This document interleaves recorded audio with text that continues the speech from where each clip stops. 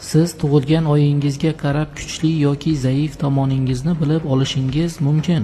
Yanvar oyida tug'ilganlar qattiqqo'l va chidamli, lekin ko'p narsani ichiga yutib yuradi.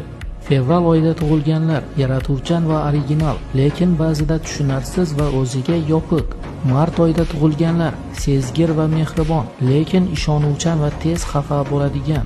Aprel oyida tug'ilganlar jasur va g'ayratli, lekin juda shoshqaloq va sabrsiz. May oyida tug'ilganlar qarorli va bardoshli, lekin ba'zida juda qaysar va injiq. Iyun oyida tug'ilganlar aqlli va gapga usta, lekin ba'zan ortiqcha hayajon va shubhalar bilan yashaydi.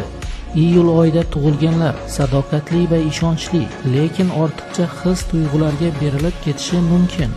Avgust oyida tug'ilganlar yetakchi va qat'iyatli, lekin ba'zan haddan tashqari maqtov kutadi.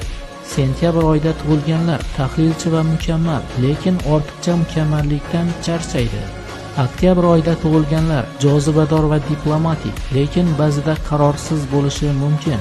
Noyabr oyida tug'ilganlar sirli va kuchli, lekin ichida nima borligini hech kim bilmaydi. Dekabr oyida tug'ilganlar quvnoq va saxovatli, lekin ba'zan ortiqcha tavakkal qiladi.